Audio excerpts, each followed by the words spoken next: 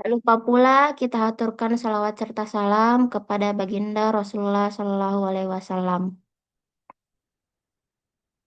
Adapun teknis kajian kita pada sore hari ini terbagi atas dua termin, di mana termin pertama itu pemaparan materi dari narasumber, terus ada termin kedua yaitu sesi tanya jawab dan diskusi. Sedikit pengantar bahwasanya hari ini juga adalah Hari Perempuan Internasional tanggal 8 Maret 2026 bertepatan dengan Hari Perempuan Internasional, di mana nanti tema kita ini juga akan membahas gender dan pengalamian yang kultural, membahas terkait peran-peran perempuan di bulan Ramadan yang masih menjadi uh, kultural atau adat istiadat atau paham kita di budaya Sulawesi Selatan. Nah, untuk mempersingkat waktu, saya persilahkan ke Ibu Andi Sri Wulandari untuk memaparkan materinya. Tempat dan waktu dipersilahkan. Waktunya Oh tidak iya, dibatasi, Bu. Silahkan. oh ya baik, terima kasih banyak. eh saya ada ini apa share screen PowerPoint, tidak apa-apa ya, Dek ya? Bisa? Iya, boleh, Bu. Oh Di iya, oke. share screen. Nanti saya yang share sendiri. Oh iya, boleh, boleh. Oke, tunggu dulu saya share. Ini kelihatan? Kelihatan, Dek? Ya, sudah terlihat, Ibu. Oke, Baru. baik. Ya baik. Bismillahirrahmanirrahim. Assalamualaikum warahmatullahi wabarakatuh. Waalaikumsalam. Ya, Waalaikumsalam warahmatullahi wabarakatuh. Alhamdulillahirrabbilalamin.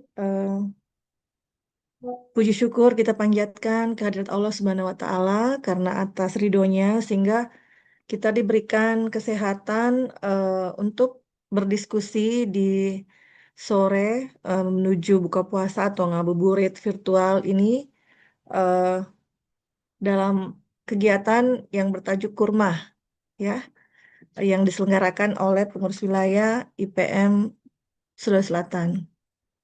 Salam dan salawat kepada Nabi besar Muhammad Sallallahu Alaihi Wasallam karena atas perjuangan beliau sehingga kita bisa berada di alam yang terang benderang dari alam gelap gulita di masa lalu.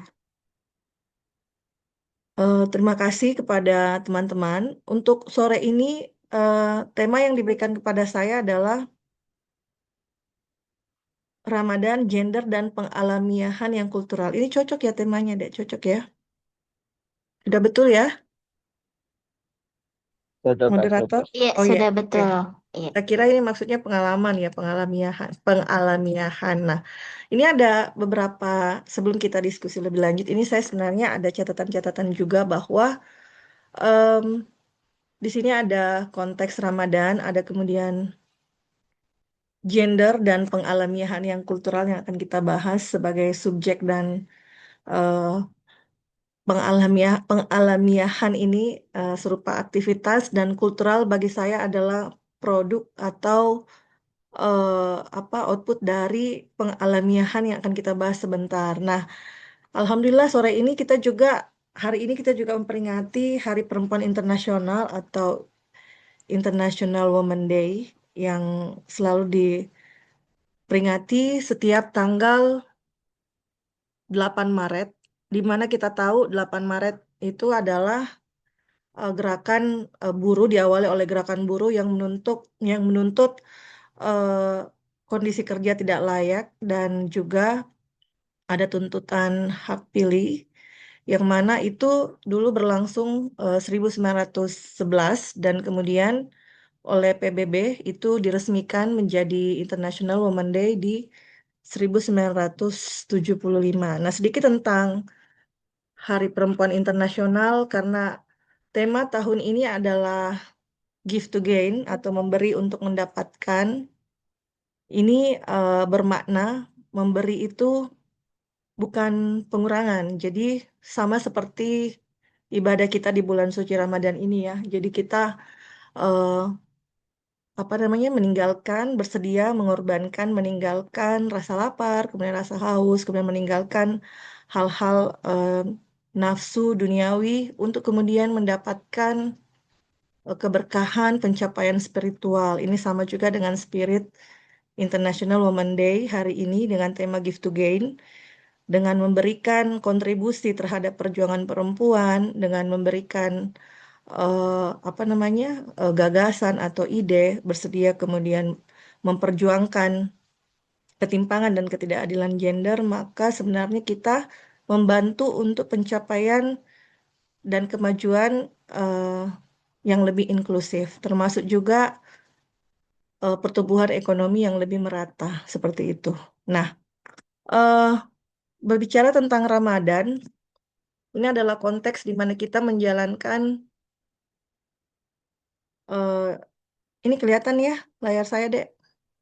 Kelihatan, kelihatan. Iya, konteks di mana kita menjalankan ibadah puasa dan ini bukan eh, ritual ya, ini bukan rutinitas. Jadi Ramadan itu adalah bulan yang istimewa di mana kita menjalankan puasa. Puasa adalah salah satu rukun Islam dari 5 rukun Islam lainnya. Nah, Ramadan juga di sini sebenarnya banyak hal-hal yang istimewa di bulan Ramadan, termasuk juga adanya malam Lailatul Qadar, yang dimana Al-Quran juga diturunkan di bulan Ramadan ini. Kemudian, eh, kalau kita berbicara tentang Ramadan dan gender, memang kadang-kadang orang eh, beranggapan bahwa ini Ramadan dan gender dua hal yang mungkin cenderung agak berbeda ya. Kalau Ramadan kan tentu kita bicara ada kaitannya dengan agama, agama cenderung dilihat hitam putih, sedangkan gender adalah kajian sosial. Tapi kita coba akan menarik benang merah antara konteks Ramadan dan gender ini, seperti itu. Dan diksinya ini apa kata Ramadan, gender dan pengalamiahan, saya melihat bahwa gender di sini adalah subjek yang akan kita diskusikan, yaitu bagaimana relasi laki-laki dan perempuan dalam konteks sosial, dan pengalamiahan di sini adalah aktivitas, bagaimana sebuah aktivitas atau proses konstruksi sosial dalam melihat proses konstruksi sosial tentang hal-hal yang dianggap alamiah dan kemudian menjadi kultural seperti itu ya, menjadi sebuah eh, produk budaya karena kultural itu kan memuat aspek pola pikir, kemudian perilaku, kemudian norma, kemudian juga simbol kan seperti itu. Nah, itu ya sedikit. Nah, kita akan mengawali diskusi kita tentang Ramadan itu sendiri. Nah, ini ada saya baca literatur, ada literatur yang saya baca tentang Ramadan. Jadi, sedikit tentang Ramadan. Jadi, Ramadan itu berasal dari kata al-ramad yang artinya panas batu akibat sengatan sinar matahari. Ada juga yang mengatakan bahwa Ramadan itu diambil dari kata ramidah yang berarti keringnya mulut orang yang berpuasa akibat haus dan dahaga. Nah, jadi menurut pandangan tersebut, Ramadan tak lain simbol dari sengatan sinar matahari yang bisa mempengaruhi atau memanaskan batu. Nah, batu sering pula menjadi simbol Al-Quran yang menyorot bagaimana kerasnya hati seseorang. Tetapi secara filosofisnya, meskipun hati seseorang keras seperti batu, Ramadan sanggup membuat panasnya itu membuatnya panas. Ramadan sanggup membuat panas dan terpengaruh. Jadi seseorang yang berhati kaku dan kurang peka terhadap orang lain dan lingkungan bisa berubah seketika jika ia mau menerima ajaran selama bulan Ramadan. Nah, itu tentang Ramadan ya. Jadi bahwa sekarang kita berada di 18 Ramadan, ini bukan sekedar ritual untuk menahan dahaga, kemudian karena ini juga adalah anjuran dari Al-Quran. Nah, anjuran dari Al-Quran ini eh, sebenarnya saya ingin sedikit juga mengingatkan kita kembali tentang bagaimana pentingnya melihat ayat-ayat nakli atau ayat-ayat Al-Quran tentang perintah bulan puasa, tentang Ramadan ini. Jadi anjuran untuk berpuasa itu dalam Al-Quran disebutkan di Al-Quran surah Al-Baqarah ayat 183, 184, 185, dan 187. Nah, ini ada saya share Al-Baqarah ayat 185. Teman-teman, adik-adik bisa lihat sendiri. Nah, ini artinya, ini ada ya. Jadi ini adalah salah satu ayat dalam Al-Quran yang kemudian menyebutkan bulan Ramadan. Jadi bulan yang di dalamnya diturunkan permulaan Al-Quran sebagai petunjuk bagi manusia dan penjelasan-penjelasan mengenai petunjuk itu dan pembeda antara yang hak dan yang batil. Jadi karena itu barang siapa di antara kamu hadir di negeri tempat tinggalnya di bulan itu, maka hendaklah ia berpuasa pada bulan itu. Dan barang siapa sakit atau dalam perjalanan, lalu ia berbuka, maka wajiblah baginya berpuasa sebanyak hari yang ditinggalkannya itu pada hari-hari yang lain. Allah menghendaki kemudahan bagimu dan tidak menghendaki kesukaran bagimu. Dan hendaklah kamu mencukupkan bilangannya.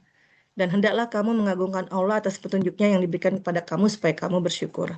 Nah, kenapa saya share mengenai ayat Al-Quran ini sebagai pengingat bahwa semua apa yang kita kerjakan, perintah maupun larangan, anjuran, ibadah, itu terang dalam Al-Quran yang mana kita perlu juga momentum Ramadan ini kembali membuka ayat-ayat Al-Quran tidak hanya sekedar dibaca tapi juga dipahami.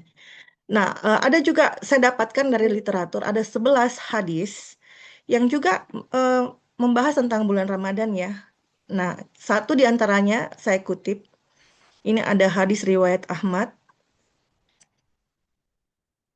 artinya telah datang bulan Ramadan, bulan penuh berkah, maka Allah mewajibkan kalian untuk berpuasa pada bulan itu. Saat itu pintu surga dibuka, pintu-pintu neraka ditutup, para setan diikat, dan pada bulan itu pula terdapat satu malam yang nilainya lebih baik dari 1.000 bulan. Nah, ini adalah saya baca ada 11 hadis ya, tapi satu diantaranya saya coba share.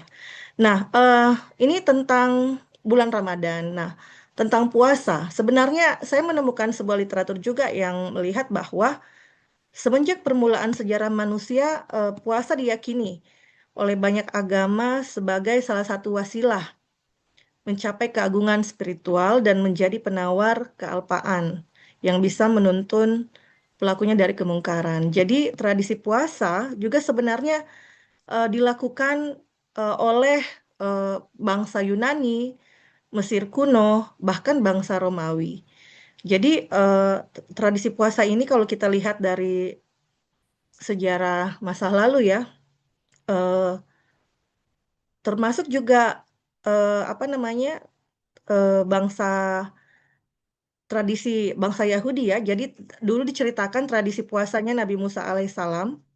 Itu juga pada saat itu bangsa Yahudi berpuasa mengenang peristiwa kemusnahan bandar Yerusalem. Kemudian termasuk juga Nabi Isa ya bersama dengan bundanya Maryam. Juga kemudian dia meneruskan tradisi puasa dari Nabi Musa. Jadi ini sebenarnya saya bikin poin-poin ya catatan-catatan.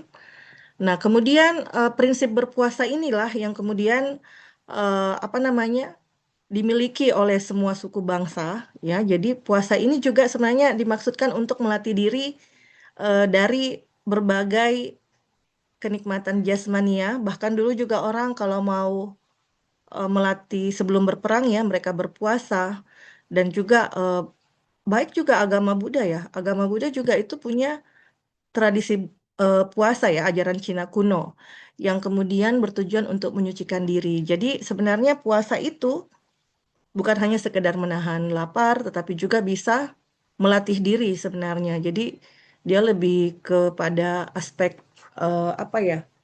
Lebih kepada aspek-aspek spiritual, kemudian aspek metafisik dan pengendalian diri seperti itu ya. Jadi puasa itu kalau kita lihat ajaran bagaimana Al-Quran menyebutkan tentang puasa, Ramadan, ataupun hadis, tidak disebutkan pembedaan antara laki-laki dan perempuan. Jadi ini adalah anjuran untuk semuanya seperti itu. Jadi Meskipun mungkin secara biologi perempuan berbeda dengan laki-laki, namun perintah tentang puasa itu ditujukan kepada laki-laki dan perempuan. Nah, ini coba saya juga coba membaca-baca bagaimana sebenarnya relasi gender. Nah, kalau kita lihat kedudukan laki-laki dan perempuan dalam Islam secara terminologi, dari kata terminologi perempuan ya, yang kemudian itu dalam Al-Quran disebut sebagai An-Nisa, dan juga laki-laki itu Ar-Rajul, Ar-Rijal, dan itu disebutkan sebanyak 57 kali sama ya, jadi sama. Jadi terminologi An-Nisa dan Ar-Rajul, Ar-Rijal ini tunggal jamak ya, itu dipergunakan sebanyak 57 kali. Atau Al-Unsa yang berpasangan dengan Al-Sakar. Jadi penyebutan penyebutan terminologi perempuan dan laki-laki dalam Al-Quran yang dipergunakan sebanyak 57 kali dengan jumlah yang sama, ini memberikan suatu indikasi bahwa antar kedua jenis kelamin, laki-laki dan perempuan, meskipun berbeda secara biologis, tetapi agama memperlakukan dan memberikan atensi atau perhatian yang berimbang ya. Dan bahkan kalau misalnya teman-teman juga lihat dari beberapa ayat Al-Quran, seperti misalnya Al-Quran Surah Ghafir, Ali Imran, An-Nahl, Al-Ahzab, yang paling populer Al-Ahzab 3335, kesetaraan laki-laki dan perempuan ini berkali-kali disebutkan ya dalam Al-Quran. Jadi Allah Subhanahu wa Ta'ala menyebutkan keduanya secara berdampingan dan berpasang-pasangan.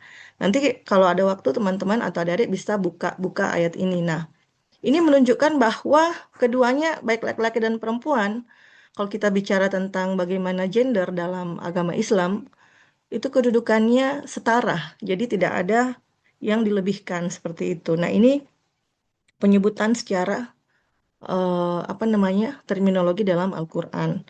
Ada catatan penting ya, ketika kemudian saya mencoba untuk melacak sejarah pra-Islam, saya sebut pra-Islam karena kan di 610 Masehi ini ada praktek bayi perempuan dikubur hidup-hidup. Nah, ini disebutkan dengan jelas dalam Al-Quran Surah At-Takwir ayat 8. Nah, jadi ini salah satu sikap masyarakat jahiliyah yang menjadi sorotan. Nah, ini praktek bayi perempuan dikubur hidup-hidup di tahun 610 Masehi ini, saya baca juga literatur, ada tiga alasannya. Yang pertama karena masyarakat takut ketika dia orang tuanya miskin, dia takut anaknya juga miskin seperti itu. Jadi dia takut dengan kemiskinan. Kemudian yang kedua, ketika anak perempuannya juga eh, apa namanya mewariskan kemiskinan itu, dan yang paling mereka takutkan adalah ketika misalnya perempuan dijadikan tawanan perang. Jadi kemudian karena pada masa ini intensitas perang cukup tinggi, mereka takut anak perempuannya itu kemudian dijadikan tawanan perang, lalu diperkosa, sehingga mengambil sikap untuk bayi perempuan dikubur hidup-hidup. Meskipun ada satu literatur artikel yang saya baca bahwa Quraisy Shihab mengatakan itu hanya berlaku di kabilah tertentu seperti itu. Tetapi kalau kita lihat 610 Masehi ini adalah fase di mana Nabi Muhammad Shallallahu Alaihi Wasallam berusia 40 tahun menerima wahyu pertama. Jadi ini ada korelasinya ya yang saya mau sampaikan bahwa pada saat di awal kenabian Nabi Muhammad menerima wahyu pertama, dan inilah kemudian yang menandai apa ya Nuzulul Quran relate dengan Ramadan ya, 17 Ramadan. Jadi misi utama beliau adalah menghapuskan tradisi pembunuhan bayi perempuan. Jadi turunlah kemudian Al-Quran Surah At-Takwir ayat 89. Nah, ini ada bunyinya, At-Takwir At-Takwir ayat 8 sampai 9. Jadi bunyinya itu seperti ini. Dan apabila bayi perempuan yang dikubur hidup-hidup ditanya, karena apakah dia dibunuh? Jadi ini ada korelasinya, ada hubungannya ya. Jadi antara apa namanya fenomena antara praktek, bukan fenomena, antara praktek yang terjadi di 610 Masehi itu kemudian Nabi Muhammad juga menerima wahyu pertama, maka misi utama beliau menghapuskan tradisi pembunuhan. Nah, eh, kemudian kalau kita lihat selanjutnya, eh, banyak pandangan-pandangan ya atau hadis Nabi tentang kemuliaan perempuan. Nah, ini juga ada satu di antaranya yang paling populer adalah bagaimana hadis Nabi tentang keutamaan ibu. Termasuk juga kalau kita lihat di Al-Quran surah Luqman ayat 14 ya, tentang keutamaan ibu. Nah, ini saya juga sebenarnya saya mau bacakan juga ini Al-Qur'annya.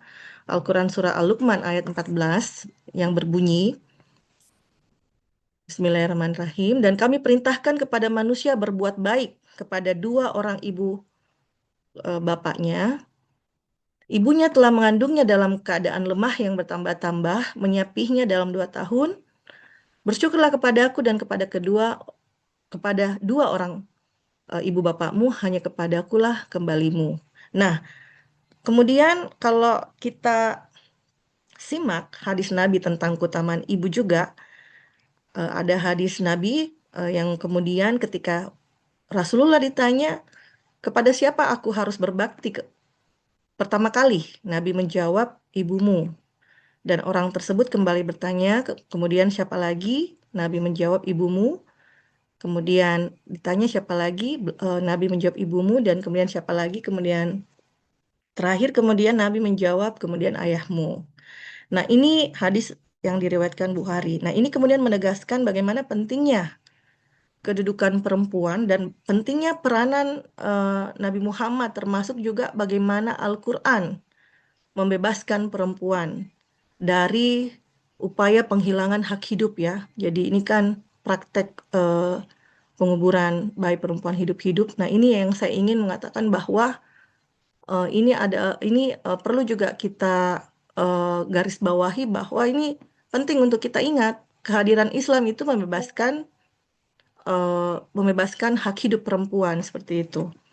Nah, Al-Quran yang bisa juga kita simak bagaimana secara ontologis ya. Ini WA saya kelihatan terbuka ya? Tidak. Nah, ini juga Al-Quran Surah An-Nisa ayat 1 menegaskan bagaimana penciptaan laki-laki dan perempuan yang berasal dari nafsu wahidah. Jadi, Al-Quran Surah An-Nisa ayat 1 menegaskan secara ontologis laki-laki dan perempuan berasal dari zat yang sama. Jadi, tidak ada hierarki esensial dalam penciptaan manusia. Nah, ini jelas ya, maksud saya bagaimana metamorfosa, bagaimana evolusinya ya, bagaimana evolusi konteks perempuan sebelum Islam datang di bawah Nabi Muhammad dan sebelum diturunkannya Al-Quran. Nah, ini jelas. Nah, ini akan kita apa namanya bahas bagaimana sebenarnya ini juga erat kaitannya dengan diturunkannya Al-Quran di bulan Ramadan dan kita juga akan sedikit tidak lama lagi kita akan menghadapi malam Lailatul Qadar ya, malam-malam ganjil di 10 Ramadan terakhir. Nah, ini sekilas saya ingin mau share bagaimana sebenarnya perempuan jauh sebelum penguburan bayi perempuan hidup-hidup, perempuan juga mengalami yang namanya diskriminasi, kemudian akibat mitos dan juga ada praktek-praktek. Nah, ini mitos ya, dan mitos dan praktek, kemudian bagaimana akar narasi dan simbolisnya dan dampak pada realitas politik dan sosial sekarang. Jadi jauh sebelum ada praktek penguburan bayi, nah di Yunani kuno juga, di ini mitos ya, mitosnya Yunani kuno. Bagaimana kemudian ada cerita tentang mitos Medusa. Jadi mitos Medusa, kalau kita lihat Medusa itu adalah seorang pendeta yang kemudian eh, dia dihukum akibat pelanggaran ya di kuil Athena dan kemudian hukumannya itu membuat dia seperti monster. Nah, kemudian itu memberikan simbol ya bahwa perempuan itu kemudian begitu mengerikan atau seperti monster dan stigma stigma yang stigma yang hadir atau dampak realitas politik dan sosial sekarang akibat adanya mitos Medusa itu bahwa perempuan yang berkuasa atau vokal adalah sosok yang menakutkan dan berbahaya. Karena dari cerita yang kita bisa lacak dari sejarah ya, cerita tentang Medusa, Medusa adalah perempuan yang dia adalah seorang pendeta yang sangat cantik begitu. Tetapi tetapi karena kemudian dia melakukan pelanggaran di kuil Athena, dia yang dapat hukuman. Padahal pelanggaran itu bukan dia yang lakukan seperti itu. Akhirnya ada apa namanya? Ada dampak kemudian yang ditimbulkan akibat adanya mitos-mitos seperti itu. Mitos seperti salah satunya Medusa dan kemudian ada juga mitos lain ini ada tentang kotak Pandora. Jadi di Yunani kuno abad 7 sebelum Masehi ada mitos tentang kotak Pandora di mana kotak Pandora itu adalah kotak yang menyimpan penyakit. Jadi di dalam kotak itu ada penyakit, penderitaan, malapetaka. Dan kemudian karena perempuan rasa ingin tahunya besar, perempuan buka kotak itu dan akhirnya bencana, malapetaka, semua itu kemudian keluar ke dunia seperti itu. Nah, di sini akan narasi dan simbolismenya perempuan dianggap sebagai pembawa malapetaka bagi dunia karena rasa ingin tahunya. Dan dampaknya pada realitas politik dan sosial ketika mitos ini kemudian dikembangkan dan dilanggengkan dan dianggap sebagai sumber pengetahuan, maka menjadi pembatasan terhadap akses perempuan di ruang-ruang strategis, di ruang-ruang pengambilan keputusan, karena dianggap tidak bisa menjaga rahasia. Perempuan dianggap karena rasa ingin tahunya besar, dia malah menimbulkan petaka seperti itu. Dan banyak mitos-mitos lain yang lahir sebelum ini apa namanya sebelum Masehi, termasuk mitos rahim, kemudian ada juga cerita tentang tradisi Yahudi. Ini kita bisa lihat bagaimana dikisahkan ada Lilith ya, cerita tentang Lilith, istri pertama Adam yang dibuang karena menuntut posisi setara dalam hubungan. Jadi Lilith ini bukan Hawa.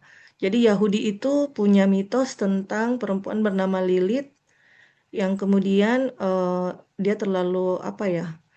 Dia ingin setara dengan Adam dan akhirnya dia dibuang karena menuntut posisi setara dalam hubungan. Nah, ini stigmanya bahwa perempuan yang mandiri dan menuntut kesetaraan itu disebut sebagai iblis atau penyihir. Nah, ini mitos-mitos yang kenapa kita bicara tentang mitos? Karena sebentar saya juga ingin sharing bagaimana mitos tentang perempuan diciptakan dari tulang rusuk itu memiliki dampak juga bagaimana perempuan menjadi second sex, dianggap sebagai second sex atau secondary creation. Nah, ini juga ada beberapa ya, ini fakta ya. Jadi ini yang saya baca dari filsuf berperspektif feminis Gadis Arifia, bagaimana filsuf-filsuf besar juga memiliki pemikiran yang misoginis tentang perempuan. Jadi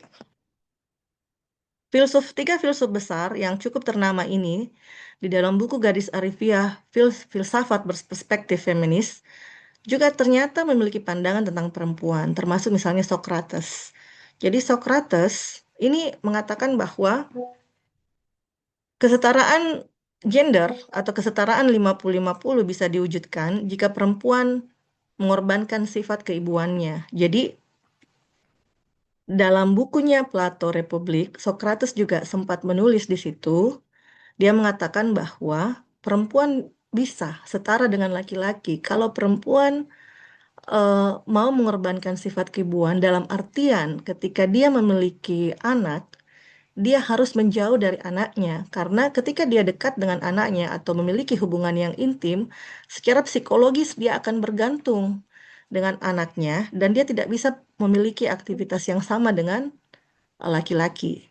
Bahkan Socrates juga mengatakan kalau misalnya seorang perempuan melahirkan, dia tidak perlu mengenal anaknya seperti itu. Dengan demikian, dia akan bisa beraktivitas yang sama dengan laki-laki. Karena bagi Socrates, ketergantungan psikologis dan ketergantungan hubungan antara ibu dan anak itu membatasi peran-peran perempuan sama dengan laki-laki, seperti itu. Kemudian Plato. Plato juga melihat di satu sisi, Plato mengatakan bahwa perempuan itu inferior. Di sisi lain, dia juga mengakui bahwa perempuan itu adalah tiang negara atau pemelihara negara atau penyangga negara. Jadi Plato ini agak ambigu melihat perempuan seperti itu. Tetapi tetap ada nuansa misoginisnya.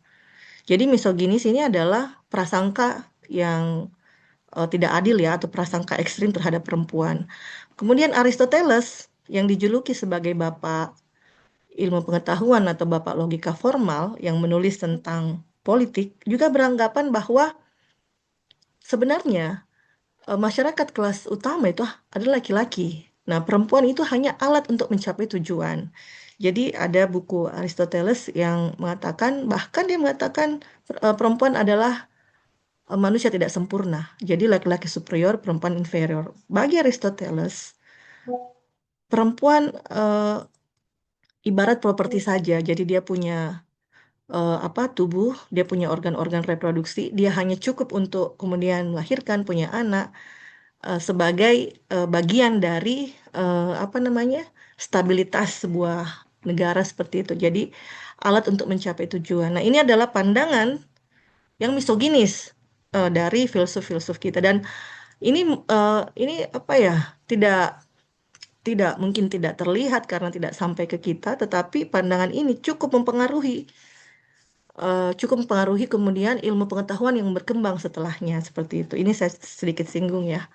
Kemudian sedikit kita kembali ke Al-Quran ya, bahwa kalau tadi saya bahasakan bahwa di awal kenabian 610 Masehi di usia Nabi Muhammad yang 40 usia 40 tahun, beliau kemudian menerima wahyu pertamanya.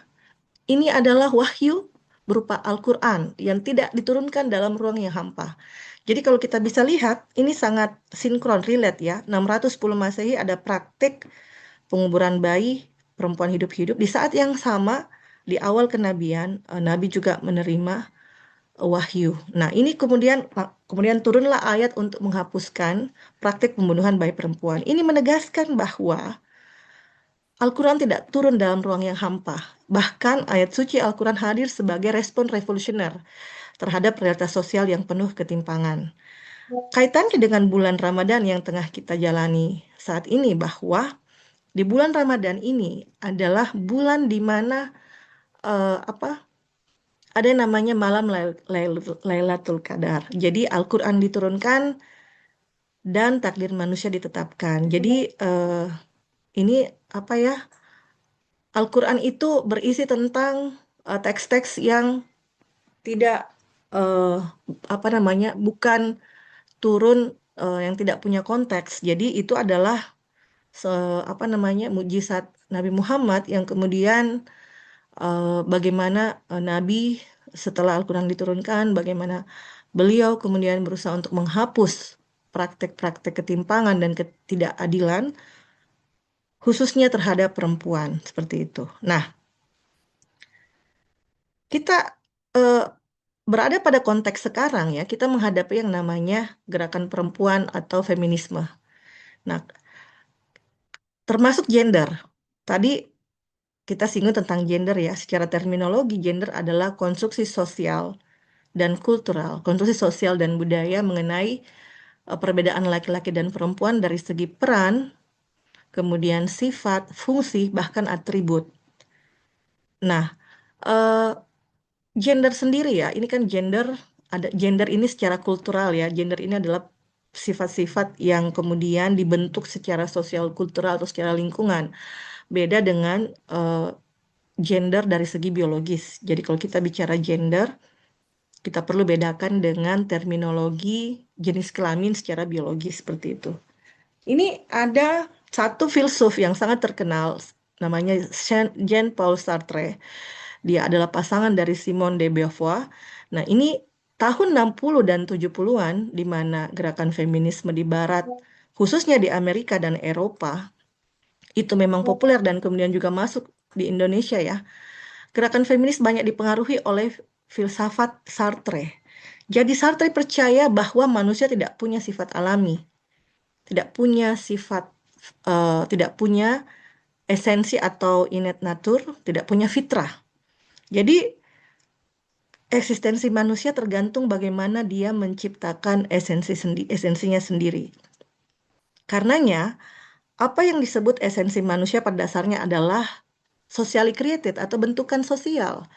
Jadi menjadi laki-laki dan menjadi perempuan itu adalah bentukan lingkungan. Bahwa saya punya laki-laki itu maskulin, perempuan itu feminin, itu adalah socially created. Nah, pemikiran Sartre ini membuka jalan bagi gagasan bahwa gender yang tadi kita bahas sebagai sebuah konstruksi sosial itu adalah sebuah performa atau cuma citra saja, bukan sesuatu yang alamiah.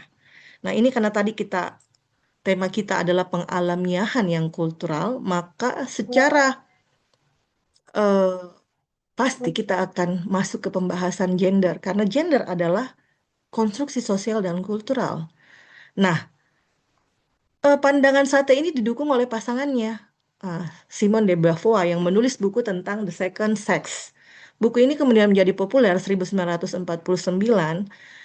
Dia juga sama dengan Sartre, dia mengatakan bahwa perempuan secara kultural diperlakukan sebagai makhluk kedua.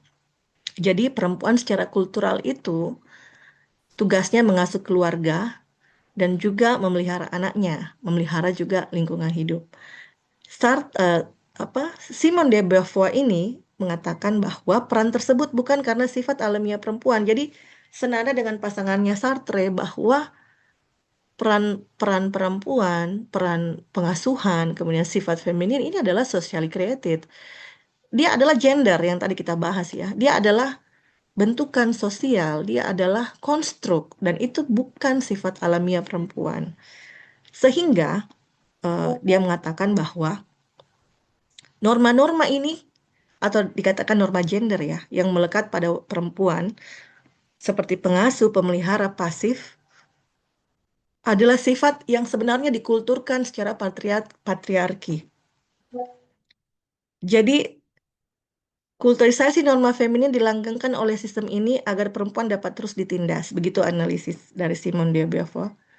Jadi perempuan untuk kemudian bisa maju dan kemudian bisa berkembang, dia harus bisa melepaskan diri dari norma tersebut agar mereka dapat menentukan eksistensinya sendiri. Jadi filsafat ini banyak mempengaruhi gerakan feminisme di Barat dan juga memiliki pengaruh ke Indonesia, termasuk bahasan gender tadi ya.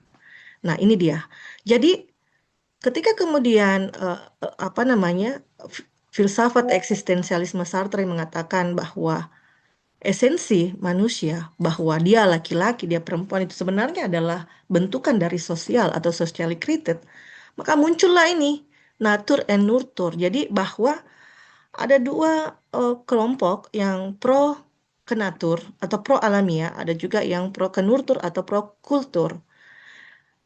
Kalau kelompok yang mengatakan bahwa dia pro natur, dia mengatakan bahwa dampak dari perbedaan biologis inilah yang mempengaruhi perilaku seseorang. Jadi misalnya genetika, DNA, hormon itu mempengaruhi sifat, perilaku, bahkan peran seseorang. Tetapi bagi kelompok nurtur atau kultur, dia mengatakan bahwa society, masyarakat, culture, dan sosial proses itu dialah yang menentukan perilaku seseorang. Jadi di mana dia tinggal, kemudian di lingkungan mana dia bergaul, tradisi apa yang berkembang di lingkungannya, itulah yang menentukan perilaku seseorang seperti itu. Jadi ini ada dua kelompok yang berbeda atau atau Ratna Megawangi di dalam bukunya Membiarkan Berbeda membagi kelompok ini menjadi biological oriented dan cultural oriented seperti itu. Biologi versus kultur atau dalam analisis gender ini disebut dengan seks dan gender. Jadi kalau kita membagi seks jenis kelamin itu bahasannya adalah laki-laki punya apa, perempuan punya apa. Jadi hormon, kromosom, kemudian anatomi fisik. Sedangkan gender itu membahas tentang identitas diri, norma kultur, ekspresi seseorang. Ini adalah dua hal yang berbeda. Nah, bagi para aktivis perempuan, feminis, atau ilmuwan pemerhati gender, dua hal ini harus kita bedakan bahwa jenis laki-laki dan perempuan secara jenis kelamin itu eh, yang tidak bisa dirubah, betul ini adalah biologinya, tetapi bahwa identitas pribadinya, apa self identity-nya, identitas gendernya, kemudian norma gendernya, ekspresi personalnya itu bisa dirubah seperti itu. Nah, ini kemudian letak perbedaan antara bagaimana melihat laki-laki dan perempuan secara biologi dan melihat laki-laki dan perempuan secara kultural seperti itu. Ini seperti itu ya. Nah, selanjutnya kita akan coba melihat bagaimana konstruksi sosial kultural atau konstruksi gender ya, laki-laki dan perempuan di konteks Ramadan ini. Jadi, eh, pembahasan ini adalah konteks sosial kultural tentang gender. Nah, tentang peran domestik. Di bulan Ramadan ini, laki-laki dikonstruk itu sebagai seorang yang menjadi penikmat hidangan. Jadi, laki-laki itu adalah penikmat hidangan, sedangkan perempuan adalah penyaji hidangan. Jadi perempuan itu memiliki tanggung jawab di dapur pada saat sahur dan buka. Jadi dia menghidangkan sahurnya, dia juga menghidangkan buka puasa, fokus pada pelayanan keluarga. Ini adalah konstruksi ya, atau anggapan tentang peran dan fungsi laki-laki dan perempuan di bulan Ramadan. Tetapi ini secara realitas ini bisa dipertukarkan. Jadi inilah bahasan dari gender bahwa ini sebenarnya bisa dipertukarkan. Realitasnya, banyak laki-laki yang kini aktif membantu di dapur dan banyak juga perempuan yang tidak sempat kemudian menjadi penyaji hidangan karena dia juga harus tetap bekerja profesional sambil mengurus rumah. Nah, ini adalah bahasan gender gitu. Karena apa? Sebentar kita diskusi ya kalau pengalamiahan yang kultural itu apakah pengalamiahan yang kultural itu apakah memang bentukan dari konstruksi gender atau memang itu adalah pilihan perempuan atau bagaimana seperti itu. Nah, kemudian konstruksi atau anggapan sosial kultur tentang bagaimana peran laki-laki di publik atau sosial. Jadi di Ramadan laki-laki itu dikonstruk sebagai imam salat tarawih, kemudian pengurus masjid, panitia zakat. Jadi aktivitas laki-laki itu lebih dominan apa namanya di masjid, lebih dominan sebagai pelayanan ibadah, apa sebagai pelayan ibadah, melayani ibadah, melayani jamaah dibanding perempuan. Jadi perempuan itu seringkali terbatas pada aksesnya terhadap masjid. Paling itu perempuan tidak bisa iktikaf, ya perempuan hanya mungkin kalau tarawih dia tarawih tapi rame-rame, tapi tidak jarang pergi salat subuh. Kemudian tidak juga itikaf. Yang itikaf biasanya laki-laki. Tetapi realitasnya, karena kita bahasan kita adalah gender dan ini bisa dipertukarkan, perempuan juga memiliki peran dalam apa namanya, kayak gerakan sosial, penggalangan donasi pada bulan Ramadan, komunitas kajian atau majelis taklim seperti itu. Perempuan juga pada realitasnya perempuan punya pilihan. Perempuan juga bisa memilih untuk itikaf atau misalnya saya juga saya sekarang sebagai sekretaris Badan Zakat di salah satu masjid. Jadi ini realitasnya ini tidak pakem ya, ini tidak seperti ini. Seperti ini bisa dipertukarkan. Nah, kemudian tentang citra kesalehan. Di bulan Ramadan ini, laki-laki dicitrakan, dikonstruksikan sebagai simbol kekuatan spiritual dan pemimpin doa dalam keluarga. Sedangkan perempuan, simbol kesabaran dan ketelatenan dalam menjaga tradisi kekeluargaan. Nah, kemudian realitasnya, nah ini sebenarnya dari segi transendensi spiritual atau bagaimana pencapaian spiritual laki-laki perempuan ini sama seperti itu. Jadi setara, tidak ada yang lebih tinggi, tidak ada yang lebih unggul dibanding lain. Kemudian aktivitas utama, produktivitas kerja di siang hari dan itikaf di malam hari bagi laki-laki dan perempuan selalu aktivitasnya di dapur. Jadi di bulan Ramadan ini perempuan dikonstruksi memiliki peran untuk bagaimana memanajemen stok makanan dan memastikan kenyamanan anggota keluarga berpuasa. Jadi sekali lagi domestik, Tetapi realitasnya ini bisa dipertukarkan. Keduanya berbagi beban tanggung jawab yang sama dalam menjaga stabilitas ekonomi dan keharmonisan rumah tangga selama bulan suci. Jadi ini kita coba bedah bagaimana kemudian apa namanya citra, peran, fungsi laki-laki dan perempuan dari aspek gender selama bulan Ramadan seperti itu. Dan ini adalah bahasan eh, gender seperti itu. Nah, kemudian tadi karena saya menyinggung tentang bagaimana kritik Sartre dan Simone de Beauvoir terhadap sifat peran laki-laki dan perempuan yang menurutnya bahwa peran peran perempuan dan laki-laki di sosial itu adalah bentukan lingkungan, bukan alamiah ya, dan itu bisa apa namanya bisa dirubah seperti itu. Nah, pemikiran Sartre ini mempengaruhi gerakan feminisme seperti feminisme sosialis dan juga feminisme poststrukturalis seperti Jacques Derrida. Nah, Jacques Derrida memperkenalkan konsep dekonstruksi. Jadi ada istilah dekonstruksi gender. Jadi dekonstruksi gender ini adalah bagaimana pendekatannya pendekatan dekonstruksi diterapkan termasuk pada teks, kemudian gagasan dan struktur sosial. Jadi dekonstruksi gender ini apa ya? Semacam ini ya, apa namanya? Dekonstruksi gender ini adalah sebuah tools untuk kemudian mengkritik bagaimana membongkar relasi laki-laki dan perempuan dalam eh, sosial kultur, bagaimana membongkar peran, kedudukan, fungsi perempuan yang selama ini kemudian dianggap sebagai pakem. Bahwa yang tadi saya bahas tentang bagaimana citra, peran, konstruksi laki-laki dan perempuan selama Ramadan, itu dekonstruksi itu melihatnya bahwa hal itu bisa dibongkar, bahwa tidak selamanya perempuan itu di domestik seperti itu.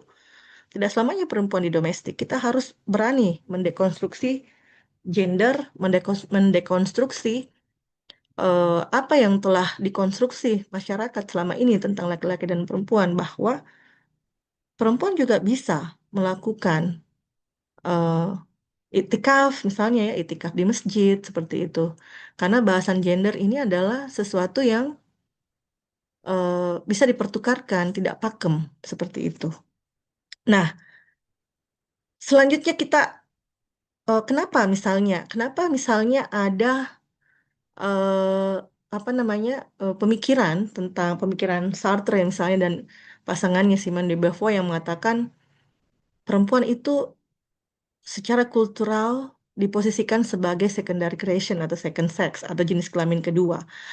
Menurut Musda Mulia, ini adalah salah satu apa namanya cendekia juga yang konsen di gerakan perempuan dan pemikiran-pemikiran feminisme. Agama juga tafsiran terhadap agama juga memiliki kontribusi yang besar ya terhadap apa namanya pemikiran-pemikiran yang cenderung misoginis atau punya prasangka yang tidak bagus kepada perempuan. Termasuk bahwa adanya mitos penciptaan Hawa yang berasal dari tulang rusuk Adam. Jadi mitos penciptaan Hawa bahwa ia berasal dari tulang rusuk Adam ini karena eh, ini penciptaan Adam dan Hawa ini tidak dapat dijelaskan melalui teori ilmiah biasa. Jadi, sebagaimana perumpamaan Isa di sisi Allah sama seperti Adam.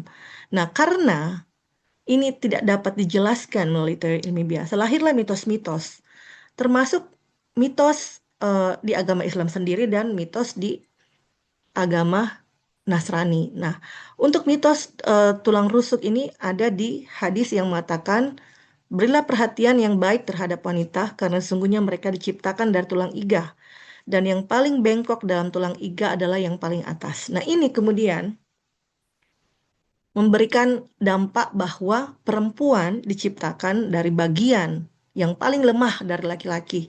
Sehingga ini juga menjadi salah satu alasan Simone de Beauvoir mengkritik bahwa perempuan itu diperlakukan sebagai the second sex. Termasuk juga agama samawi lainnya, ada Yahudi, tadi kita sebut bahwa Yahudi juga meyakini bahwa manusia itu diciptakan ada Adam dan Lilith ya tadi yang saya sebutkan di atas. Kemudian di kitab Injil juga menempatkan Hawa pada urutan kedua, diciptakan dari tulang rusuk. Ini dalam buku Ratna Megawangi membiarkan berbeda, disebutkan di Genesis, ada di kitab Injil Genesis 2, 22 sampai 23. Dan tulang rusuk yang Tuhan telah ambil dari pria dijadikannya seorang wanita dan dibawanya ke pria. Dan Adam berkata, ini adalah tulang dari tulang belulang saya dan daging dari daging saya. Dia akan disebut woman karena dia dikeluarkan dari pria men. Nah, mitos di agama Samawi, Islam, Yahudi, Nasrani ini kemudian memberikan dampak bahwa perempuan ternyata memang diciptakan dari bagian laki-laki seperti itu. Sehingga ini mengundang kritik dari berbagai pemikir, salah satunya juga adalah Simone de Beauvoir yang menulis bahwa perempuan itu adalah secondary creation. Dia adalah makhluk kedua yang diciptakan dari Adam. Sehingga ini kemudian membuat perempuan juga bukan hanya sebagai secondary creation, tetapi dia juga menjadi jenis kelamin kedua, dia menjadi juga warga negara kedua. Sehingga eh, apa namanya mitos tentang tulang rusuk ini menciptakan persepsi ya atau konstruksi sosial tentang perempuan bahwa perempuan memang ini subordinat atau dia selalu ditempatkan nomor dua karena memang penciptaannya juga nomor dua. Nah, ini adalah bias pemahaman ya. Kenapa? Karena tadi kita sudah singgung di atas bahwa di hakikat penciptaan di Al-Quran di An-Nisa ayat 1, laki-laki dan perempuan itu diciptakan dari nafs wahidah atau jenis yang sama. Kenapa ini dikatakan mitos? Karena ketidakmampuan untuk apa namanya menganalisis bagaimana penciptaan laki-laki dan perempuan ya. Karena ini kan seperti perumpamaan Nabi Isa ya. Jadi mereka tidak mampu seperti itu karena ini apa namanya hakikat penciptaan manusia yang kemudian Tuhan menjadikannya manusia kun fayakun jadilah maka jadilah seperti itu. Tapi ini sudah kita bahas tadi bahwa Al-Quran sudah menyebutkan laki-laki dan perempuan secara esensi itu diciptakan dari jenis yang sama. Sehingga ini tidak berlaku lagi seperti itu. Tetapi ini masih langgeng, mitos ini masih langgeng. Jadi menjadi dasar adanya praktek-praktek diskriminasi terhadap perempuan. Bahkan eh, juga di Indonesia praktek ini terjadi. Jadi ada beberapa hadis daif yang digunakan untuk kemudian membatasi peran perempuan di ruang publik.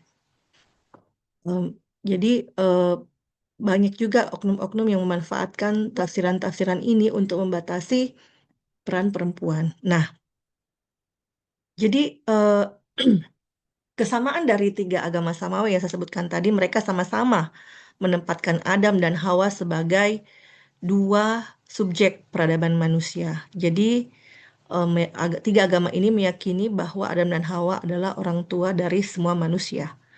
Beda dengan Charles Darwin yang mengatakan manusia dari kera ya, seperti itu. Jadi ini yang harus kita yakini bahwa hakikat penciptaan manusia berasal dari Tuhan, seperti itu.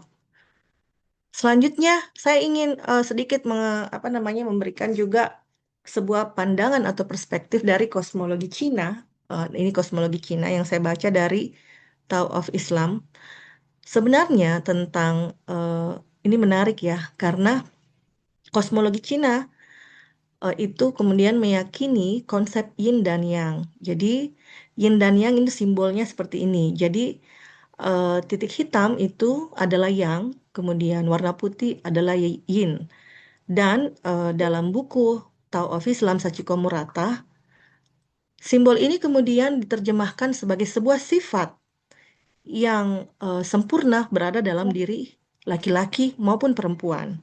Jadi, baik laki-laki dan perempuan, keduanya memiliki sifat yin dan yang ini, atau Sachiko Murata membahasakannya sama seperti Jalaliyah, Jamaliyah. Jadi, Jalaliyah itu adalah yang, Jamalia itu adalah yin dan baik itu yan yin, jalal dan jamal atau maskulin dan feminin, sifat ini adalah dimiliki juga laki-laki punya, perempuan punya seperti itu. Nah, eh, pengaktualan sifatnya, pengaktualan sifat maskulin ini itu tergantung dari eh, apa namanya, apa yang lebih dominan diaktualkan. Jadi misalnya ketika yang teraktual adalah sifat melindungi, maka itu adalah maskulin positif, seperti itu. Dan ketika yang teraktual adalah penghambaan terhadap Tuhan, maka itu adalah feminin positif. Dan laki-laki dan perempuan keduanya bisa punya pilihan sifat apa yang dia mau aktualkan. Nah, dalam apa namanya?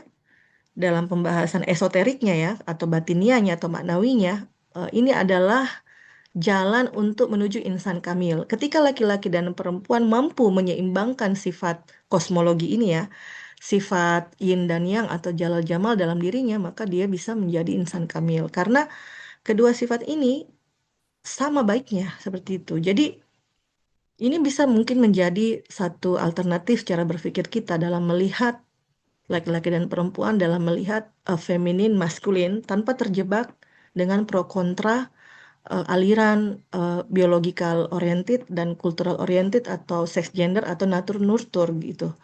Karena apa namanya, ini lebih apa, lebih sesuai dengan apa namanya, agama Islam juga yang kemudian mengakui tentang adanya dua tangan Allah. Jadi Jalaliyah dan Jamaliyah seperti itu. Atau kemudian Sachiko Murata eh, menganalogikannya itu seperti maskulin dan feminin. Sama seperti ketika langit menumpahkan hujan itu sama seperti maskulin. Jadi langit menumpahkan hujan maskulin itu teraktualnya sifat maskulin ke bumi. Bumi itu dianalogikan seperti feminin. Curahan hujan itu adalah kasih sayang. Kemudian bumi itu melahirkan tumbuhan, itu sama serupa dengan perempuan yang melahirkan manusia atau anak, dan lahirlah peradaban. Jadi, tetapi antara langit dan bumi tidak punya batasan. Ketika ditanya di mana batasan langit, di mana batasan bumi, itu kan tidak ada. Mereka satu kesatuan. Begitulah juga laki-laki dan perempuan, begitu juga maskulin feminin. Jadi keduanya hadir dalam diri manusia karena manusia dalam Tao of Islam, dalam eh, filosofis ini adalah serupa makrokosmos atau serupa alam semesta. Eh, ja- eh, Manusia serupa alam semesta, tapi dia disebut sebagai mikrokosmos. Jadi maskulin dan feminin ini bukanlah sebuah perdebatan ya bagi apa namanya dalam pembahasan Tao of Islam, tetapi maskulin dan feminin adalah sebuah sifat yang sifatnya komplementer, saling melengkapi seperti itu. Nah, selanjutnya terakhir saya ingin menutup ya sebelum kita berdiskusi bahwa eh, dalam kaitannya dengan Ramadan, beribadah di bulan Ramadan, sekali lagi tidak ada perbedaan ya dalam transendensi spiritual laki-laki dan perempuan. Jadi siapa yang paling eh, bertakwa, dialah yang mulia seperti itu. Jadi ini menegaskan Al-Quran surah Al-Hujurat ayat 13. Wahai manusia, sesungguhnya kami telah menciptakan kamu dari seorang laki-laki dan perempuan. Kemudian kami menjadikan kamu berbangsa-bangsa dan bersuku-suku agar kamu saling mengenal. Sesungguhnya yang paling mulia di antara kamu di sisi Allah adalah orang yang paling bertakwa. Sesungguhnya Allah Maha Mengetahui lagi Maha Teliti. Jadi di bulan Ramadan ini siapa yang paling bisa meraih ridho Allah, itulah pemenangnya, tidak melihat jenis kelamin. Jadi agama saya kira sudah jelas dan sangat terang memberikan kita gambaran bagaimana kedudukan laki-laki dan perempuan dalam Islam, dan juga menjanjikan kita ya, menjanjikan kita manusia sebagai hambanya. Jadi saya kira sudah jelas. Tetapi sekali lagi bahwa terkadang tafsiran-tafsiran misoginis terhadap ayat-ayat tertentu, terhadap hadis-hadis tertentu, dan juga pengaruh dari ilmu pengetahuan di masa lalu ya, termasuk para filsuf yang kemudian masih diadopsi pemikirannya oleh segelintir orang, itu masih mempengaruhi adanya praktek-praktek misoginis atau bias gender sehingga menempatkan perempuan banyak tertinggal sampai saat ini karena realitasnya kalau kita lihat ya termasuk misalnya angka kekerasan memang perempuan 3 kali jauh lebih rentan daripada laki-laki. Pertanyaannya kenapa masih ada ketidakadilan? Kenapa masih ada diskriminasi? Kenapa masih seperti itu ya? Karena masih banyak juga orang, masih banyak juga oknum yang memakai pandangan-pandangan yang keliru, mengadopsi tafsiran agama yang misoginis,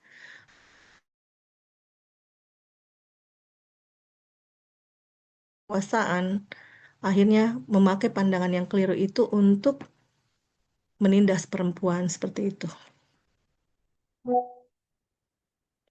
Halo? Iya, Bu. Oh ya, jaringan saya tidak bagus. Ya, saya kira demikian, Dek. Iya. Mungkin bisa kita lanjut dengan diskusi. Mohon maaf kalau ini. Ya, Baik. lanjut, Dek. Iya. Baik, terima kasih banyak kami ucapkan kepada Ibu Andi Wulandari atas pemaparan Ya. materi yang sangat insightful dan juga membuka perspektif kita terkait tema yang diangkat yaitu Ramadan, gender, dan pengalamiahan yang kultural. Selanjutnya kita memasuki termin kedua yaitu sesi tanya jawab dan diskusi. Bagi teman-teman pendengar yang punya pertanyaan yang mau ditanyakan atau mau didiskusikan ke pemateri atau narasumber, dipersilakan mengangkat fitur raise hand atau langsung melempar pertanyaannya ke room chat. Silakan teman-teman.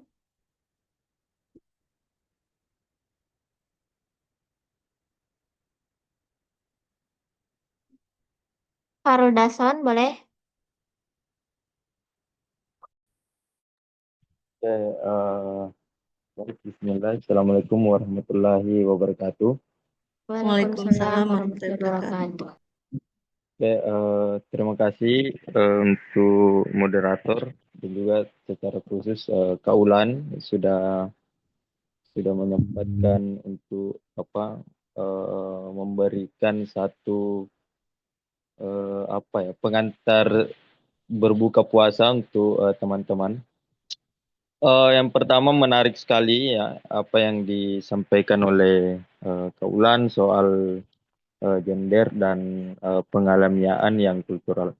Sebetulnya istilah pengalamian ini karena kalau kita melihat dari aktivitas perempuan itu sebetulnya dia menjadi satu yang alamiah ya.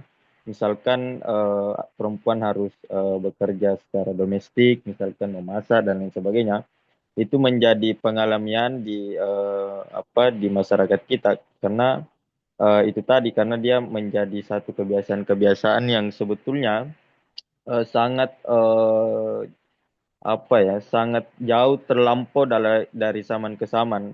Kalau kita misalkan melihat atau membaca bukunya Pramudia Nantatur soal bumi manusia, nah itu kan di sana dijelaskan bagaimana Nyai Ontosoro seorang perempuan pribumi yang kemudian dijadikan sebagai nyai karena dinikahi oleh Belanda Toto ya atau dari orang Belanda yang kemudian kalau kita melihat dari zaman-zaman kolonial Hindia Belanda ini kan perempuan dijadikan sebagai objek begitu.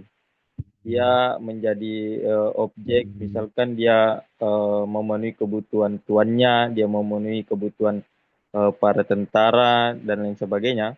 Nah, tapi dia tidak punya hak terhadap benda, bahkan ketika dia memiliki keturunan dari seorang Belanda itu sendiri, kalau dijelaskan oleh Pram itu dia tidak memiliki hak terhadap anaknya sendiri atau garis keturunannya.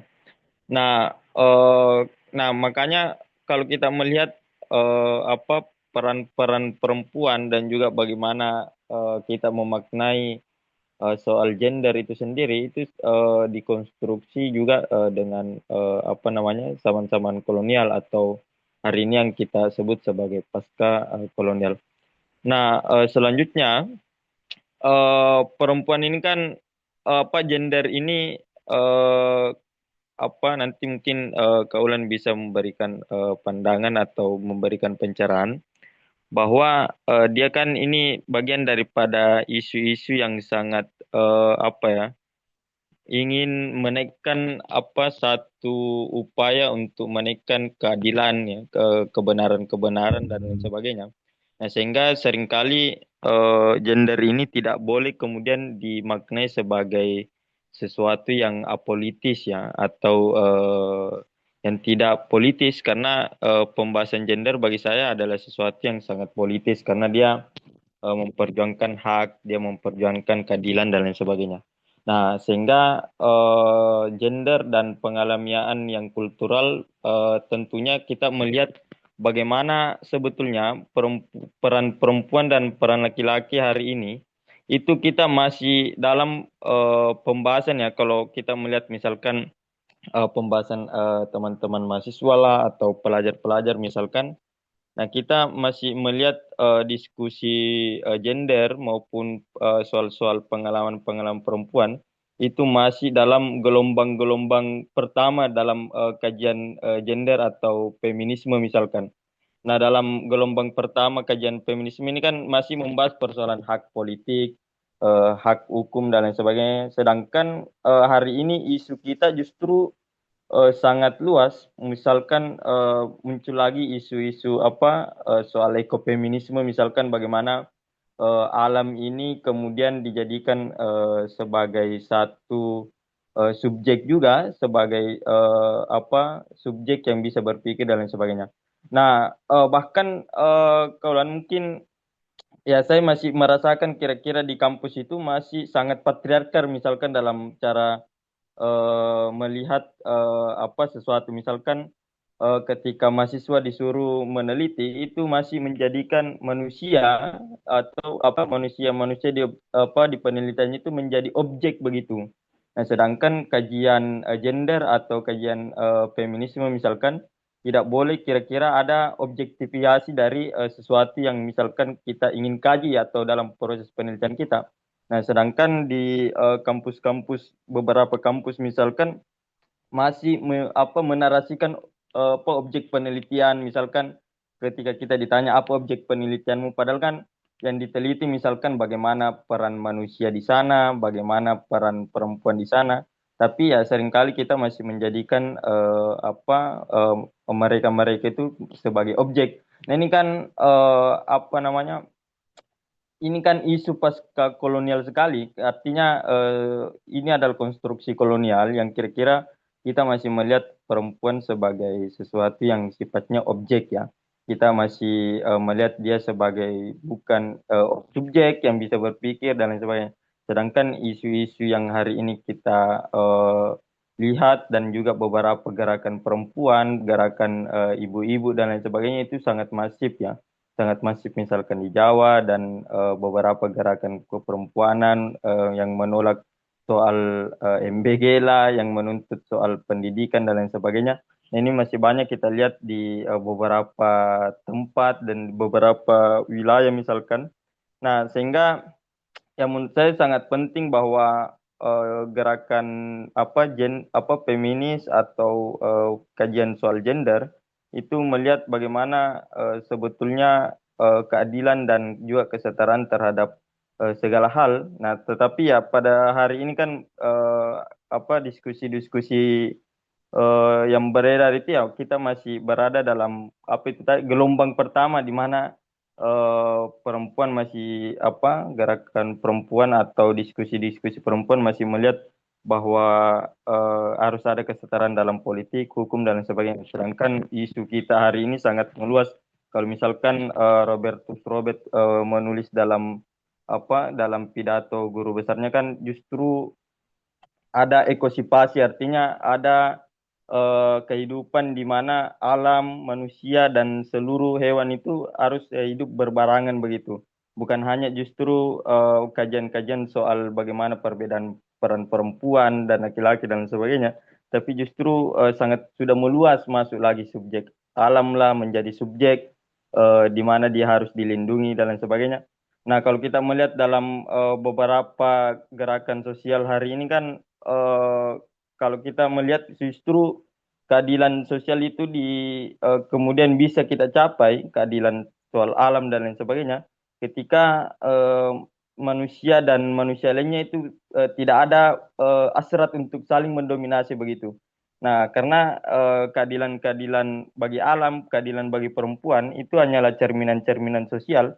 Makanya ketika masih di bulan Ramadan ini, kira-kira kalau kita merefleksikan kalau masih ada kira-kira di antara kita ingin saling mendominasi satu sama lain dan lain sebagainya, itu adalah cerminan sosial kita hari ini bahwa ya kita belum mampu untuk sampai pada keadilan bagi perempuan, keadilan bagi alam dan lain sebagainya.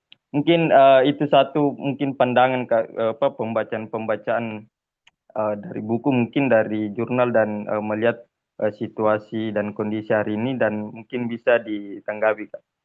Mungkin itu saja, saya kembalikan ke moderator. Baik, terima kasih. Itu mungkin beberapa pandangan dari Kak Fahrul terkait apa yang pernah dibaca tentang gender dan pengalaman yang kultural. Mungkin ada tanggapan dari pemateri. Iya, baik. Iya, silakan, Bu. Terima kasih banyak, Dek Fahrul. Ini ada juga sahabat saya, Dek Suljalali Walikram. Selamat bergabung ketum kami, Kak Iya, Zuljalal Dek Wal Ketum. Ikram. Iya, baik. Menarik yang disampaikan Fahrul tadi. Eh, saya ingat tentang pemikiran seorang feminis dari Asia Selatan, dari Pakistan, Kamla Basin dan Nigat Said Khan.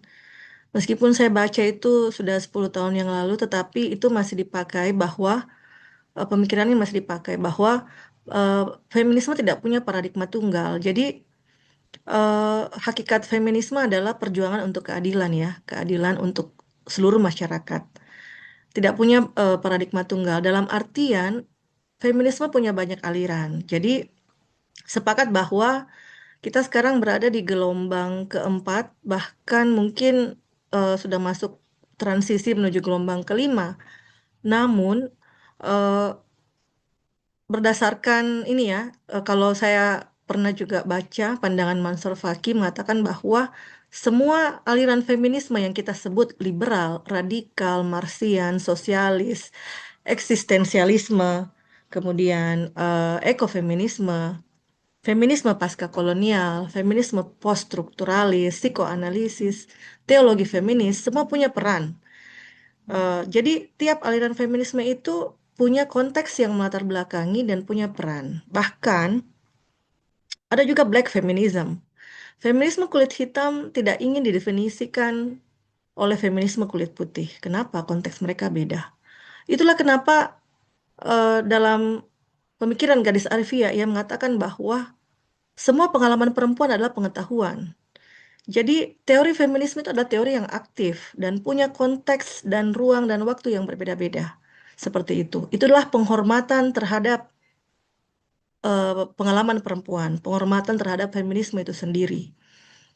Jadi ketika misalnya hari ini masih ada yang terlihat memperjuangkan feminisme liberal, karena liberal ditandai dengan bagaimana perempuan eh, punya partisipasi di ruang publik, akar filsafatnya adalah bahwa perempuan juga rasional, seperti itu.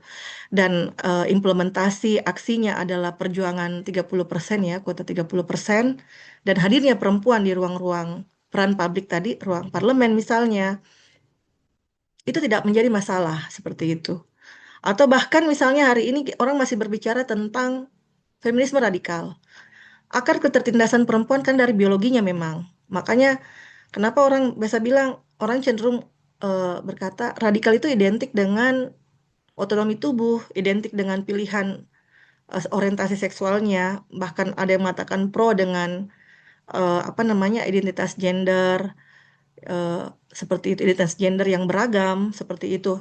Nah, itu juga tidak salah seperti itu karena pengalaman perempuan berbeda-beda. Jadi sekarang kita ada satu cara pandang, mungkin sudah 2 tahun dua tahun yang lalu atau tahun yang lalu ya, pendekatan interseksionalitas itu bisa kita gunakan untuk melihat beragam identitas gender, untuk melihat beragam penyebab lahirnya ketertindasan. Jadi paradigma interseksionalitas eh, ini bisa kita pakai menggabungkan semua cara pandang yang tadi Farul katakan, liberal, radikal, marxis. Jadi seseorang itu mengalami ketertindasan atau mengalami ketidakadilan bukan karena dia semata perempuan, tetapi karena dia juga rentan secara ekonomi, karena dia juga berasal dari kelompok minoritas, Apakah karena sukunya yang minoritas, agamanya yang minoritas, apakah karena dia didiskriminasi secara biologis misalnya, atau karena dia disabilitas. Nah, pendekatan interseksionalitas ini bisa kita pakai untuk merangkum semua akar ketertindasan dari berbagai sudut pandang.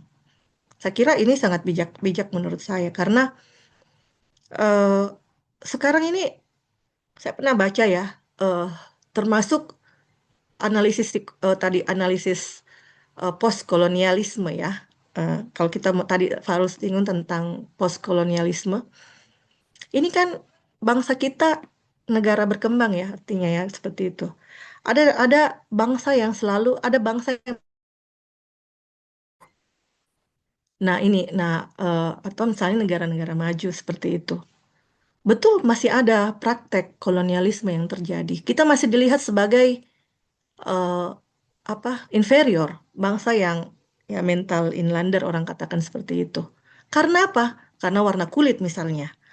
Jadi diskriminasi itu bukan hanya stereotype, tapi dia juga bisa fenotype. Kita didiskriminasi karena kulit kita, warna kulit kita gelap. Kita didiskriminasi karena rambut kita yang tidak lurus, rambut kita keriting, karena hidung kita tidak mancung, karena kita bertubuh pendek. Bagaimana orang-orang Asia di Jepang dan Cina juga mengalami diskriminasi hanya karena tubuhnya pendek seperti itu. Tapi sekarang kan orang sudah pilates sampai tinggi kan. Jadi eh, itu ya. Nah, pendekatan interseksional bisa kita pakai untuk menggabungkan beragam analisis dari liberal yang menggaungkan partisipasi publik, dari radikal yang mengangkat ceritanya kemandirian tubuh perempuan, karena radikal menganggap feminisme radikal beranggapan bahwa akar dari ketertindasan perempuan karena perbedaan biologi. Ketika perempuan misalnya mengandung, kemudian melahirkan, akhirnya perannya di publik itu menjadi terbatas. Untuk itulah perempuan harus terbebas dari itu, seperti itu. Ini sama dengan pemikiran Socrates yang tadi saya share ya, bahwa pemikiran Socrates bahwa untuk bisa setara dengan laki-laki, dia harus lepaskan faktor keibuannya.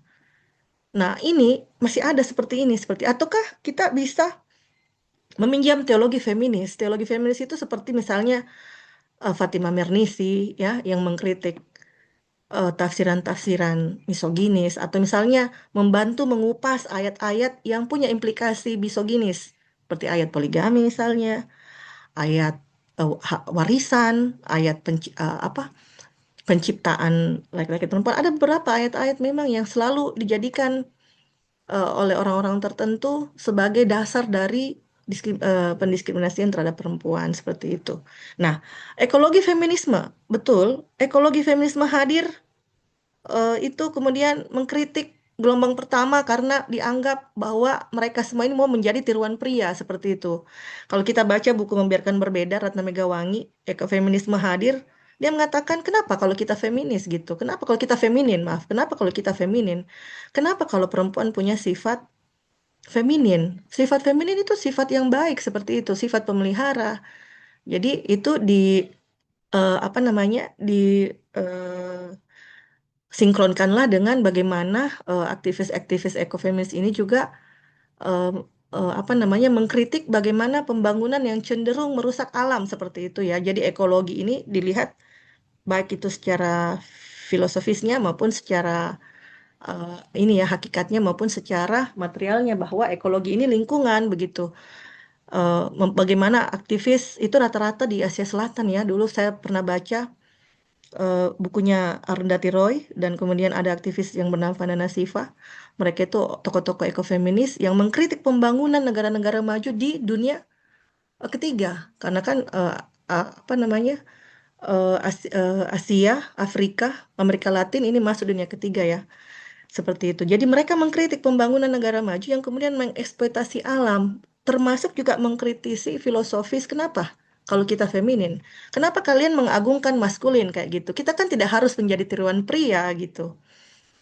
Bahwa kenapa kalau kita misalnya memilih untuk misalnya menjadi seorang ibu ya, ekofeminis. Nah, ini banyak ya. Nah, kemudian ada lagi psikoanalisa, ada lagi postkolonial, ada seperti itu. Nah, itu pilihan menurut saya. Jadi Feminis ini adalah ilmu pengetahuan yang kita tidak mesti dituntut untuk memilih salah satu. Bahkan kalau kita mau memakai semua perspektif itu untuk membedah realitas sosial, silahkan seperti itu. Karena kita tidak akan menjadikan ini ideologi seperti itu kalau menurut saya. Karena ideologi kita jelas agama ya. Kita hanya menjadikan alat ini sebagai alat analisis sosial dan akan kita pakai untuk membedah realitas-realitas yang beragam. Mungkin di Indonesia, feminisme yang cocok ini apa gitu. Oh, ternyata di Indonesia ini feminisme yang cocok, feminisme liberal misalnya. Dia tidak cocok dipakai, radikal tidak cocok di sini. Anggaplah seperti itu ya. Kenapa? Karena kita radikal terlalu ekstrim. Tetapi radikal mungkin cocok di negara maju misalnya ya. Atau di Prancis atau di mana. Jadi eh, itu tadi ya yang saya sampaikan bahwa hakikat feminisme tidak punya paradigma tunggal. Kemudian feminis itu bergantung ruang dan waktu. Dan semua pengalaman perempuan itu dihargai seperti itu. Jadi eh mungkin teman-teman bisa bantu saya juga untuk kemudian melihat kalau untuk konteks Indonesia kita pakai feminisme apa, kita pakai aliran, kita pakai analisis apa untuk membedah realitas sosial. Karena Indonesia ini majemuk, heterogen, secara geografis kita kepulauan, terlalu banyak kultur. Banyak sekali kita ini multiras, multikultur dan juga multi agama seperti itu. Jadi kira-kira untuk membijaki persoalan relasi gender dalam konteks negara kita misalnya, kita pakai apa gitu. Nah, kalau yang saya lihat, semuanya masuk di Indonesia. Bahkan teologi feminis, termasuk juga Profesor Musda Mulia sebagai salah satu cendekiawan Muslim yang juga kerap mendapat kritikan. Jadi beliau juga kadang dikritik, dikritik, dicap liberal, tetapi beliau berani untuk mengkaji ayat-ayat yang misoginis ya. Kemudian atau misalnya ada Profesor Gadis Arifia atau siapa lagi tokoh-tokoh perempuan yang berani keluar dari cara berpikir mainstream Indonesia ya, kan seperti itu. Mungkin begitu kalau pandangan saya. Saya sendiri juga sampai saat ini mencoba mencari formula bahwa mencari formula ini kira-kira alat analisis yang dipakai karena eh, saya memakai ini untuk menganalisis begitu. Tapi saya hati-hati terjebak dalam satu ideologi gitu. Saya tidak mau terjebak dalam satu ideologi tunggal bahwa saya harus menjadikan ini sebagai pakaian sebagai ideologi saya. Tidak, saya hanya memakai sebagai alat analisis dan mungkin saja saya juga berpindah-pindah analisis ketika saya di konteks A, oh ini yang saya pakai.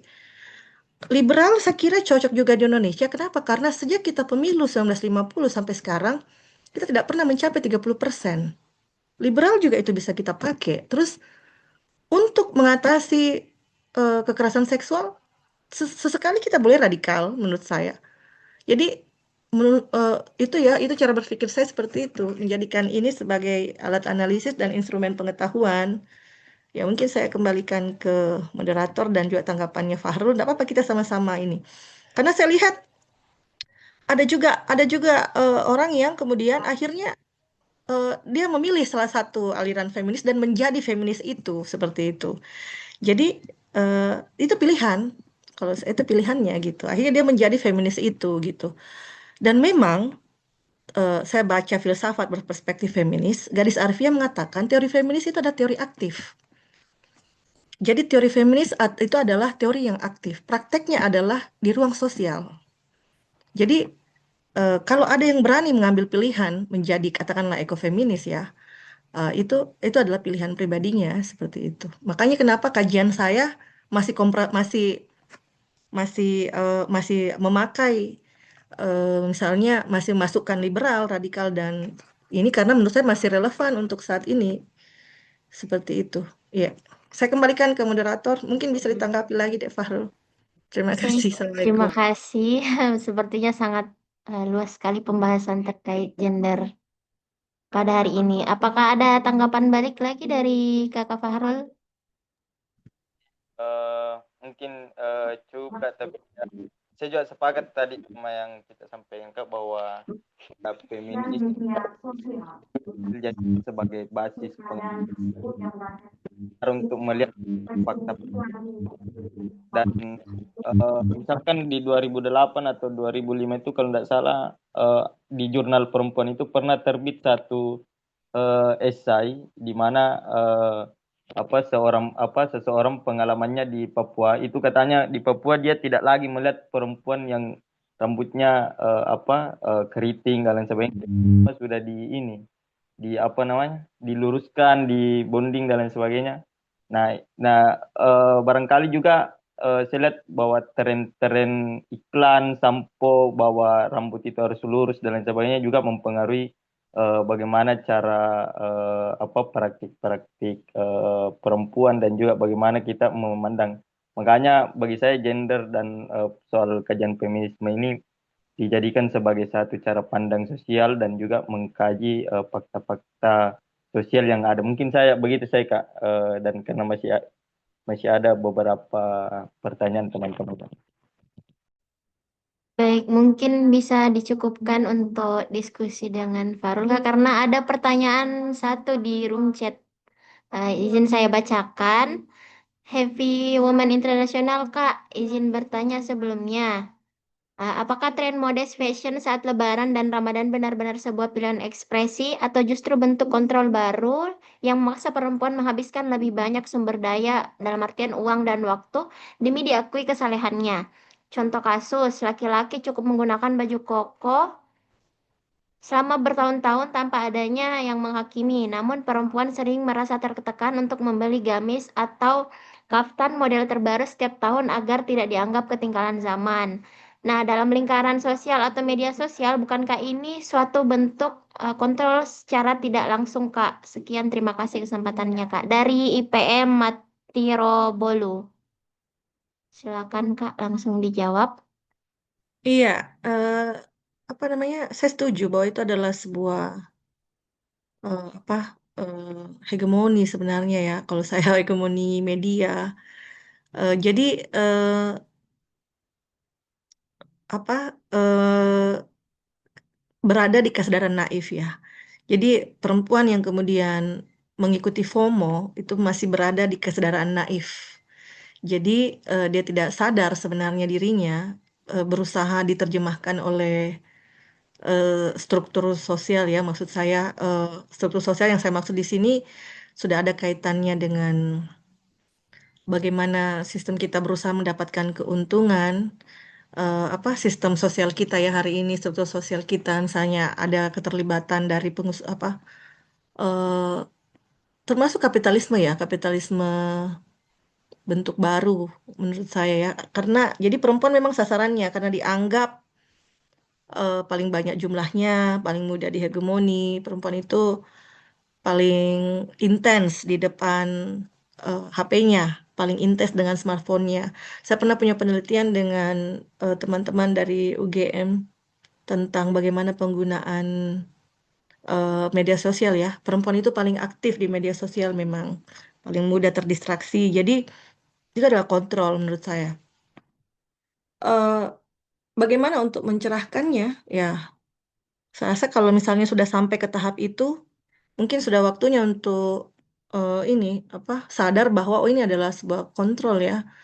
Cuman karena kita memang setiap hari disuguhkan di media, apalagi media sosial kita sekarang, platform media sosial makin banyak dan begitu cepat. eh, Media sosial kita platformnya kan beragam. Itu mempengaruhi kita ya. Termasuk sekarang kan bukan hanya pakaian, tetapi kalau yang lagi tren sekarang ini kan operasi hidung ya, operasi hidung, kemudian operasi di mana Korea ya. Jadi ini juga suatu bentuk penindasan baru terhadap perempuan ya, kalau saya lihat seperti itu. Nah, perempuan dijadikan objek, perempuan dijadikan objek, kemudian perempuan diterjemahkan melalui iklan-iklan. Ini agak susah. Memang ini tantangannya eh, bukan agak sulit kita bendung karena pengaruh media seperti K-pop. Bagaimana K-pop menyajikan badan yang begitu kurus, kemudian kulit yang begitu putih, kemudian mata yang besar, hidung yang mancung, tubuh yang tinggi. Nah, begitu menurut saya deh. Jadi ini penindasan baru dan perempuan, meskipun kalau kita lihat ya, kalau untuk konteks sosial jumlah laki-laki dan perempuan itu tidak terlalu besar gapnya. Tetapi perempuan masih jadi sasaran komoditas. Jadi perempuan menjadi alat komoditasnya, perempuan juga menjadi sasaran pasar. Jadi dia juga alatnya, dia juga sasaran pasarnya. Jadi bagaimana perempuan ditampilkan di media sebagai agensi, ya sebagai agensi dari pemilik modal, dicitrakanlah cantik seperti Korea-Korea ya. Kemudian perempuan juga sasarannya. Sehingga banyak yang operasi kan seperti itu. Jadi operasi hidung, suntik pemutih kan seperti itu ya. Badan intermittent fast, puasa karena mau kurus. Ya, ini makin parah kalau saya lihat dibanding dulu ya. Kalau dulu itu kan hanya brand beauty behavior, sekarang juga ada oplas hidung, hidungnya sudah bagus, tapi menurut saya seperti itu juga sama dengan itu kalau saya. Ya, saya mungkin itu deh. Baik, itu tadi jawaban dari Kak Pemateri. Bagaimana? Apa ada tanggapan balik lagi dari penanya IPM Matirobulu atau sudah cukup dipahami?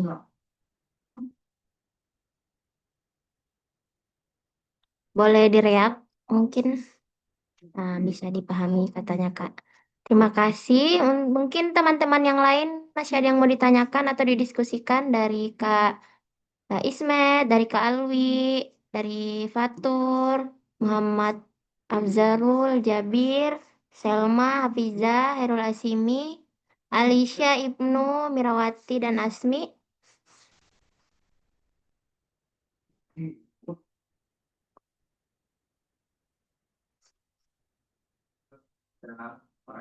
Ya, kalau enggak ada mungkin bisa cukupkan. Oh iya, mungkin dari saya sebagai moderator, Kak, sebagai penutup, karena teman-teman sudah tidak ada yang mau bertanya mungkin atau sudah banyak dipahami. Jadi saya di sini mau bertanya pesan apa yang ingin Kak Ulan sampaikan kepada generasi muda tentang pentingnya memahami agama secara kritis, adil gender, dan konseptual dalam kehidupan sosial. Iya, betul. Pesan saya adalah eh, menempatkan agama sebagai pondasi yang kuat di sisi ilmu pengetahuan. Kita tahu bahwa sains dan agama, agama tanpa sains itu memang lumpuh, tetapi agama itu tidak bisa kita tawar ya, harus jadikan pondasi yang kuat. Jadi apapun teori sosialnya, apapun kondisi realitas sosial dan instrumen ilmu pengetahuan apa yang kita pakai, itu adalah instrumen dan harus kita bisa bedakan metodologi sebagai metodologi, alat analisis sosial dan ideologi. Jadi jangan sampai kemudian terlalu banyak pilihan ideologi di depan mata, kita bingung, akhirnya kita menjadi seorang yang tidak memegang sebuah kebenaran absolut kalau saya. Mungkin itu bagi generasi muda, jangan berhenti belajar, tapi sekali lagi itu tadi ya, jadikan agama sebagai pondasi yang kuat. Karena kalau agamanya kuat, apapun yang kita pelajari, itu akan mudah kita filter. Itu saja mungkin. Kasih banyak, Dek. Assalamualaikum warahmatullahi wabarakatuh. Waalaikumsalam warahmatullahi wabarakatuh. Baik dari pemaparan yang telah disampaikan Kak Ulan, kita dapat memahami bahwa pengalaman menjalankan Ramadan itu tidak hanya dimaknai sebagai praktik ibadah semata, tapi juga dipengaruhi oleh realitas sosial dan budaya yang ada di masyarakat, khususnya Sulawesi Selatan, termasuk dalam perspektif gender. Nah, karena itu, Ramadan dapat menjadi momentum refleksi bagi kita semua untuk melihat kembali bagaimana nilai-nilai keadilan, empati, dan kepedulian juga tercermin dalam kehidupan sosial kita sehari-hari. Terima kasih kami ucapkan kepada Kakak Pemateri, Kak Wulandari, dan apresiasi yang setinggi-tingginya dari kami penyelenggara PWIPM Sulsel. Bagi teman-teman yang bergabung, boleh menyalakan kameranya kita sesi dokumentasi.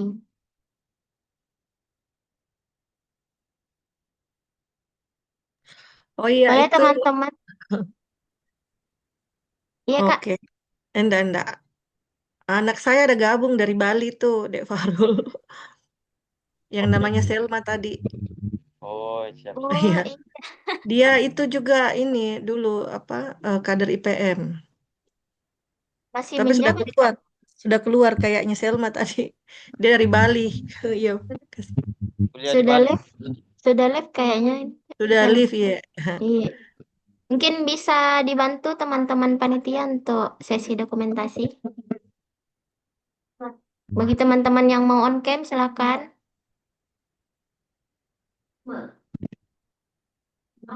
Bisa dihitung Kakak Ismet. Oke, oke, oke. Semuanya lihat kamera, senyum. 3, 2, 1. Oke, satu kali lagi. Kamera 3, 2, 1. Oke, mungkin simbolis. Mungkin simbol Hari Perempuan bagaimana, Kak? Gini, Gimana ya? gini mungkin bisa. Gift again gimana ya? Gimana ya? Ini Kak ya, kalau nggak salah. Ya, gift again? Gimana ya gift again? Sembarang aja deh dulu. Oke, Oh, gift coba. again begini dia. Oh begini. Iya Nah, begini toh? gift and Iya, gain. gift Begitu. again. Saya satu lagi. Oke, Boleh, semuanya boleh. 3, 2, 1. Oke, nice. Sekali lagi 3.